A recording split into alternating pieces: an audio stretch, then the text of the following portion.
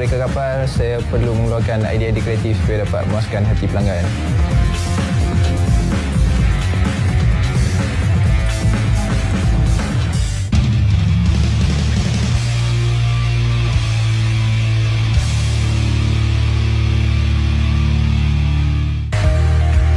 Institut Teknologi Kejuruteraan Marin Malaysia atau UNIKL MIMAT yang terletak di Lumur Perak adalah antara institusi pengajian tinggi yang menawarkan pengkhususan dalam industri electrical marine ataupun perkapalan.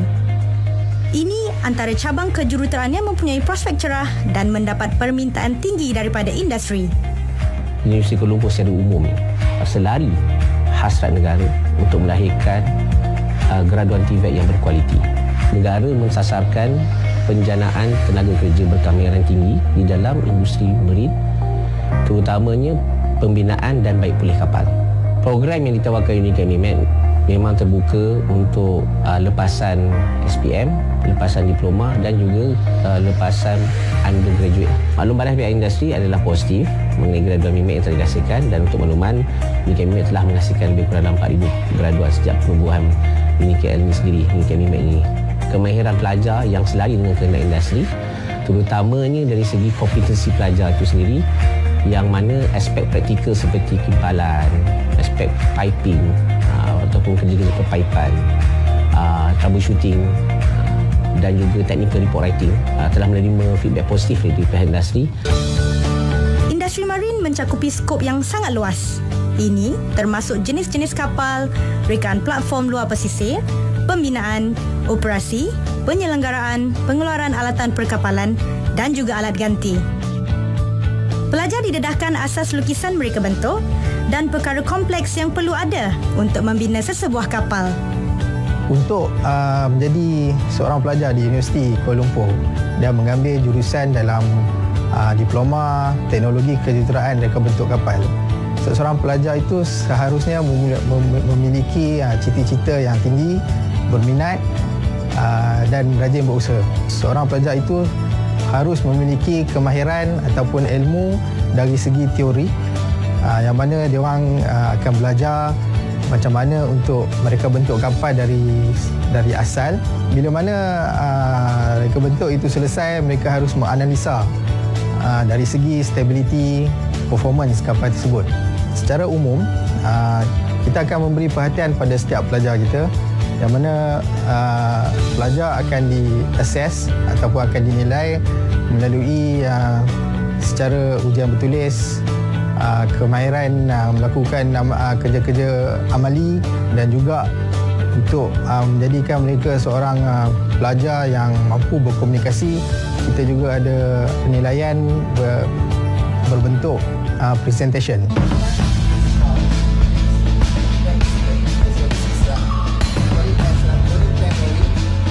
Teori yang diajar adalah selari dengan praktikaliti, di mana pelajar perlu terus mengaplikasikan apa yang dipelajari di dalam perisian reka bentuk kapal. Untuk itu, fokus sepenuhnya terhadap penerangan pensyarah perlu diberi bagi menghasilkan reka bentuk kapal yang mampu memenuhi standard piawaian yang sedia ada. Kita akan ajarlah jenis-jenis enjin yang perlu digunakan dan jarak perjalanan daripada satu tempat ke satu tempat mengikut jenis kapal. Daripada itu juga kita akan mengajar mereka bagaimana kestabilan kapal.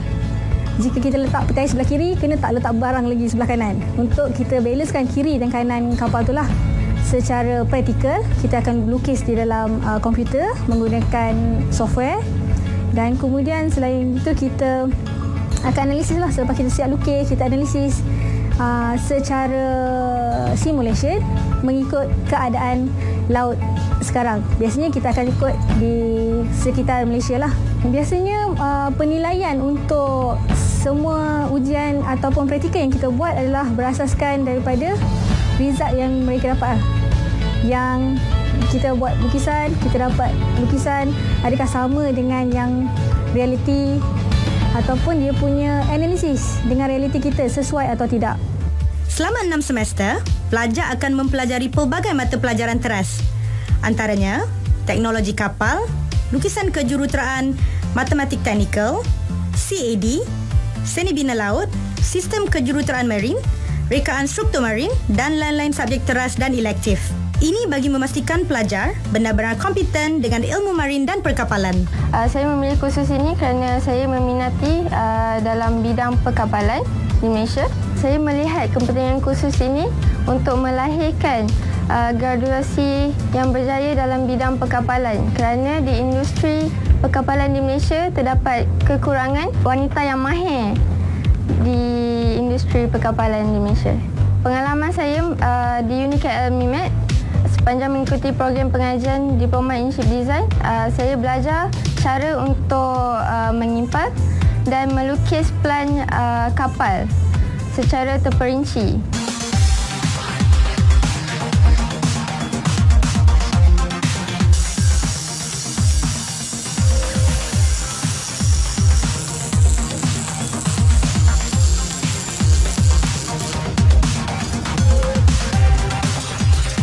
Selain itu, pelajar juga berpeluang mempelajari teknik-teknik pengimpalan, thermal cutting bagi memahami dan mendalami proses membina sesebuah kapal. Ini perlu untuk memahirkan seseorang pelajar dengan setiap inci struktur yang ada pada bahagian badan kapal.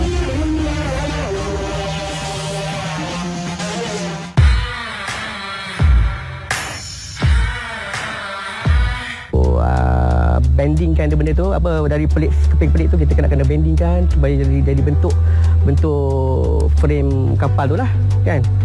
So daripada sini kita agak ajar cara basic mesin yang kita nak gunakan tu. Bending kita gunakan mesin folding machine, press brake and trimming, gelatin, cutting plate. Dan student akan fabricate dia punya drawing dia. So kita akan ajar part mesin yang kita perlu buat. Material okey, hari kita guna material mild steel, aluminium, stainless steel. Kapal kita ada buat kapal mild steel dan aluminium.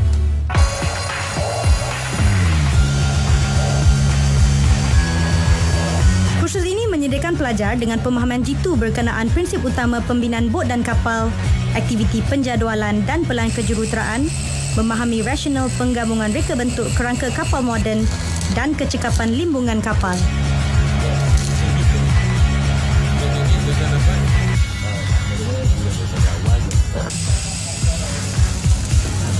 Antara lain, pelajar juga perlu memahami aspek struktur susunan tugas dan mengaplikasikan amalan kerja standard yang telah ditetapkan industri. First, pengenalan kita akan ajar secara teoretikal lah.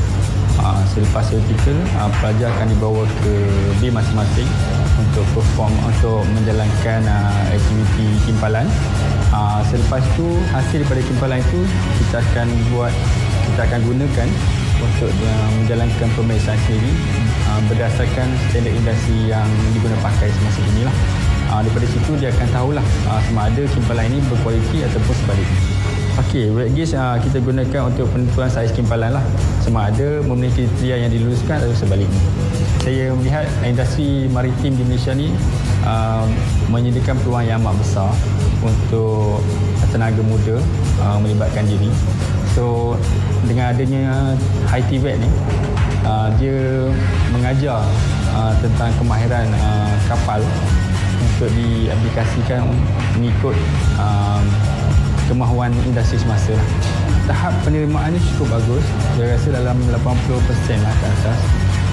Mana graduan kita market ready untuk diterima pakai oleh industri perkapalan di Malaysia dan di luar negara.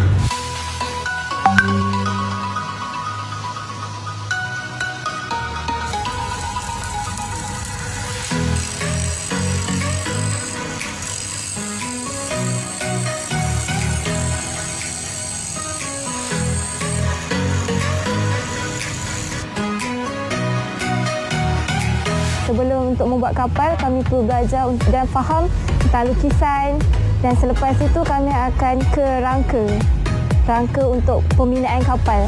Timbul berminat sejak saya di sekolah. Saya juga telah mengikuti perkemahan dekat sini selama 3 hari dan saya tengok belajar welding ni ada salah satu cara saya nak olah daripada cara bila kita kimpal tu stres ke kita tak boleh buat. sebab dia takkan jadi. Tenaga pengajar di sini mengajar kami daripada kami basic. Kami tidak tahu apa-apa tentang timpalan.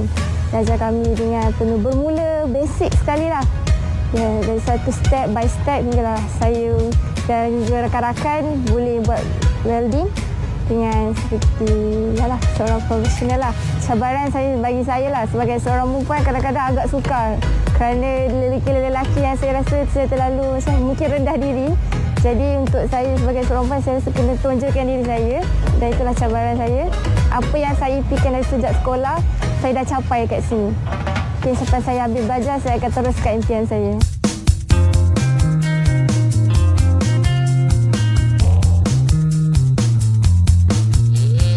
IPT ini mempunyai banyak kelebihan. Selain tenaga pengajar yang berpengalaman, memiliki peralatan pembelajaran yang sama seperti di atas kapal. Okay, kapal secara basicnya kita perlu mengetahui bahagian, kalau English term dia port, starboard, aft and forward untuk depan dan belakang. Umumnya peralatan ni kita hanya belajar secara praktikal dalam kelas. So tak banyak peralatan yang akan kita gunakan. So secara teori sahaja. Okay, kalau secara amali untuk bidang teknologi kejuruteraan pembinaan ni, kita hanya fokuskan kepada kimpalan. Okay, contohnya kita akan setiap minggu kita akan ada kelas untuk kimpalan. So kita akan masuk sini untuk belajar macam-macam teknik kimpalan, contohnya arka dan sebagainya lah. Okay, bagi saya pentingnya bidang perkapalan ni di mana kita boleh tahu zaman sekarang ni kita masih bergantung kepada mengimport dan mengeksport barang menggunakan kapal. Jadi bidang kerja untuk amat tinggi untuk kita. Jadi senanglah untuk kita mendapat tempat di dalam industri.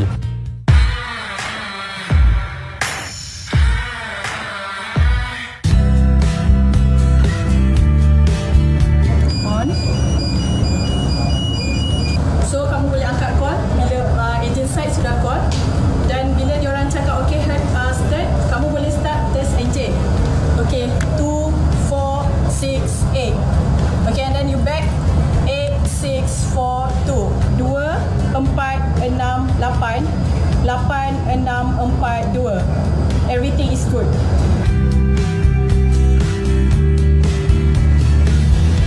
Banyak aspek teknikal yang perlu diambil kira sebelum kapal keluar berlayar.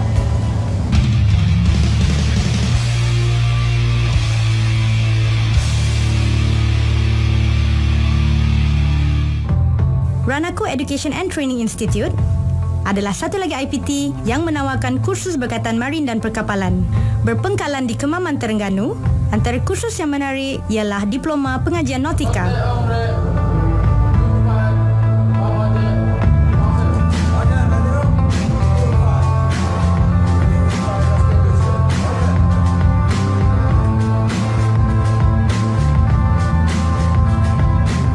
Untuk program Diploma in Nautical Studies ni, Sains Nautika ni, keperluan untuk ada pada setiap pelajar di mana pelajar perlu memiliki fizikal dan mental yang kuat. Di mana program ini membawa karier sebagai seorang pelayar atau pelaut di atas kapal.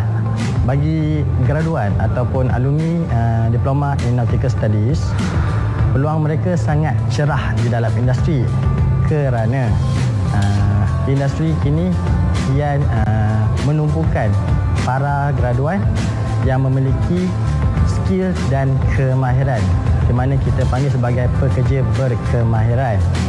Dan untuk industri perkapalan di atas kapal sebagai seorang pelayar, mereka boleh mencapai sehingga seorang kapten di atas kapal melalui aspek pengajaran dan pembelajaran bergantung mengikut silibus. Selain daripada itu, pelajar Diploma in Nautical Studies juga akan diajar melalui penggunaan peralatan yang terdapat di dalam anjungan kapal.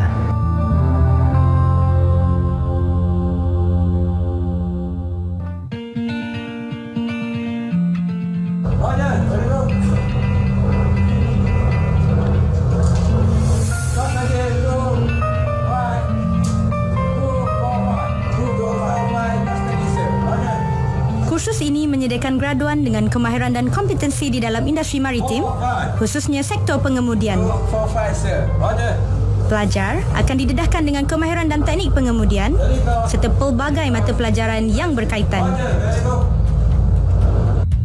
Seperti mana IPT berteraskan TVET yang lain, pembelajaran secara hands-on amat dititik beratkan selain mengikuti kelas biasa. Student ni dia akan belajar mengenai cara untuk merancang pelayaran atau perjalanan dia. Maknanya dia akan start dengan chart word. Dia akan gunakan carta tu sebagai dia punya sumber rujukan dia, yang mana dia akan plot sekiranya kalau dia nak bergerak dari point A ke point B. Jadi dekat dalam carta ni dia akan plot lah. Contohnya dari Kemaman lah, dari Kemaman ke Singapura. So dalam chart word ni dia akan plot dia punya perjalanan dia tu. Dari situ dia akan tahu dia punya estimated time arrival, maknanya bila dia akan sampai. Peluang kerjaya dia kalau untuk naik kapal, dia memang untuk naik kapal lah. Dia akan naik sebagai cadet. Bila dia naik cadet, dia akan kumpul dia punya sea time dia. Sea time ni adalah waktu dia berlayar. Bila dah cukup 12 bulan, dia akan ambil dia punya COC dia. Untuk dia naik pangkat seterusnya sampailah jadi kapten ni, dia akan ada lagi dia punya COC dia ni. Dia akan naik sampai level 2, level 1 dan yang akan jadi master. Merancang perjalanan untuk pengemudian yang lancar adalah penting bagi mana-mana individu yang bercita-cita menjadi pengemudi kapal. Bidang ini juga menitik beratkan aspek keselamatan. Saya timbul minat sewaktu saya pergi melancong di Pulau Pinang satu ketika dahulu. Di situ saya pergi makan sama keluarga saya di Padang Kota. Sewaktu saya makan, sebuah kapal melintas masuk ke pelabuhan. Dari situ saya terfikir macam mana orang boleh bawa kapal, dan saya timbul minat di situ ingin tahu macam mana orang boleh bekerja di atas kapal dan apa jurusan yang mereka ambil untuk bekerja di atasnya. Subjek yang paling mencabar bagi saya adalah Nautical Knowledge 3 dan 4. Di situ kami belajar kira waktu solat, matahari, position kapal. Di situ saya banyak belajar, dan di situ soalan yang agak mencabar lah bagi saya. Sepanjang saya belajar di sini, sangat menyeronokkan bagi saya. Saya dapat kenal kawan yang ramai sepanjang dari pelbagai negeri, dan lecturer di sini semua sempoi-sempoi dan dia mengajar dengan baik.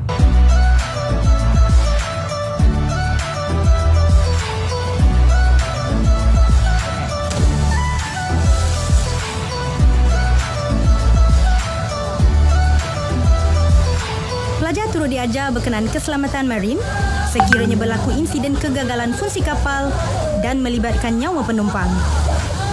Mereka bukan sahaja perlu mahir dan cekap di atas kapal, malah harus bijak bertindak dan membuat keputusan. Antara cabaran-cabaran yang saya hadapi adalah saya merupakan seorang student perempuan dekat batch saya. Ia agak susah untuk saya belajar time dekat rumah sebab housemate saya semua ambil jurusan lain daripada saya. Saya seronok belajar dekat sini sebab classmate saya menolong saya ketika saya ada masalah dalam pelajaran ataupun ada masalah luar daripada pelajaran.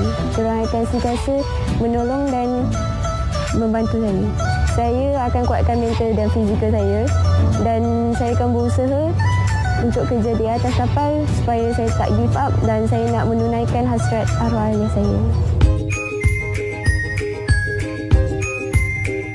Terdapat berpuluh cabang kejuruteraan yang boleh diceburi mengikut spesifikasi berbeza.